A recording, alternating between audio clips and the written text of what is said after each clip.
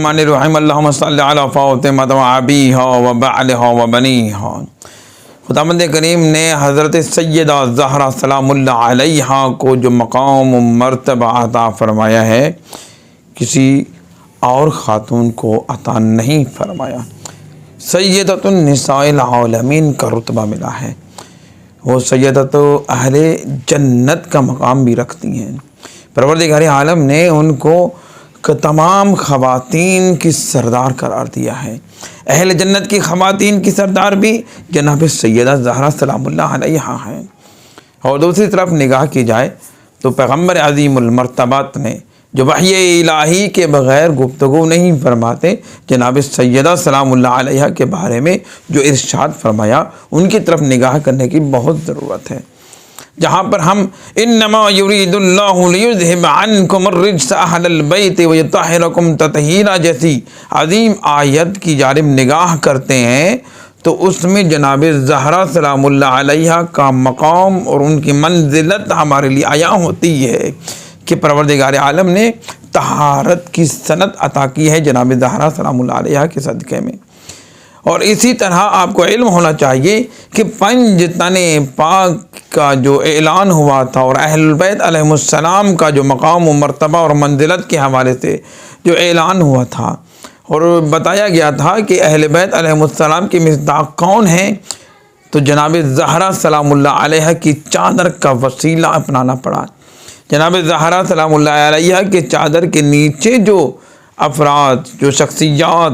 جو پاک و پاکیزہ ہستیاں جمع ہوئی تھیں انہی کو ہی مقرر کیا گیا تھا، انہی کے بارے میں اعلان کیا گیا تھا۔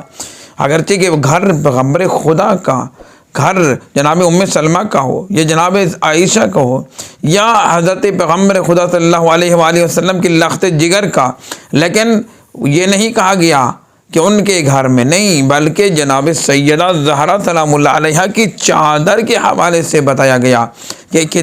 کسا نامی چادر جناب سیدہ کی تھی اور ان کے نیچے پنج تن پاک مکمل جب ہوئے تو پیغمبر عظیم الشان کو بتایا گیا، خوشخبری دی گئی کہ اللہ نے ان کو طہارت و پاکیزگی کی جو سند عطا کی ہے وہ جناب زہرا سلام اللہ علیہا کے صدقے میں ہے۔ اور رب کریم نے بھی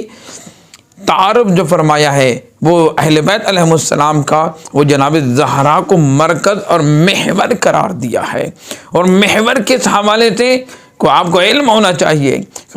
پیغمبر عظیم المرتبت نے جناب سیدہ کو فاطمہ تو ام ابیہا کا لقب عطا کیا ہے، اپنے باپ کی ماں۔ اور اس لقب کے حوالے سے علماء کرام اور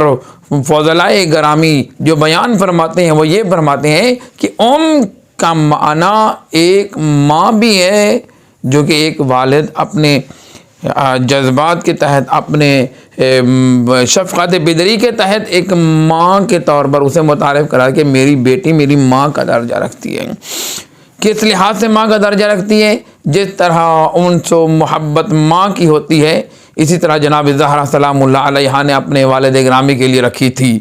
لیکن اس کا ایک اور معنی جو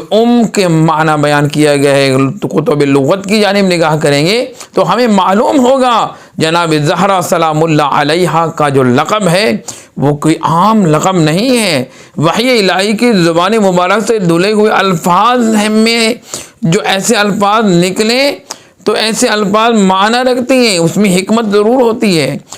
کا معنی بنیاد اور اصل کو بھی کہتے ہیں، کا معنی بنیاد اور اصل بھی ہے، جیسے ام القرآن اور مکہ مکرمہ کو کہا گیا، اور یہ زمین کی بنیاد بھی خانہ کعبہ کے نیچے سے رکھی گئی تھی اور وہاں پر انسانوں کی آبادی شروع ہوئی تھی۔ اسی طرح ام ابیہا یعنی اپنے باپ کی اصل اور بنیاد اللہ رب العزت نے بھی جناب زہرا سلام اللہ علیہا کے ذریعے سے تعارف فرمایا تھا، ہم فاطمہ و ابوہا و بعلہا و بنوہا۔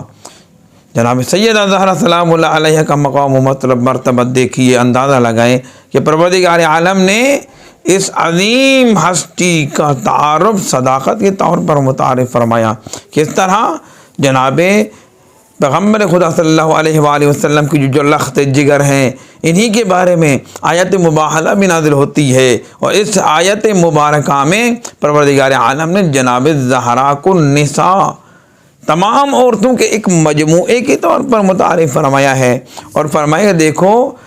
تمام خواتین جناب زہرا کی دہلیز میں آ کر نوکری کرنے کے لیے فخر سمجھتی.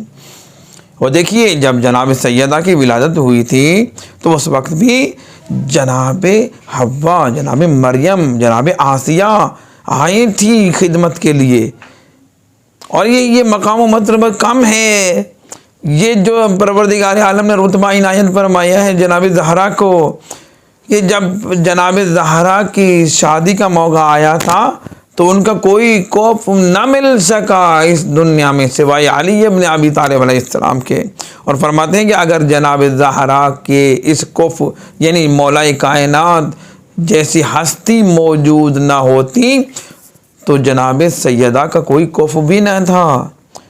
اس سلسلے میں ہمیں کیا کرنا چاہیے، ہمیں کیا کردار ادا کرنا چاہیے؟ مسلمان ہوں یا مومنین ہوں، تمام افراد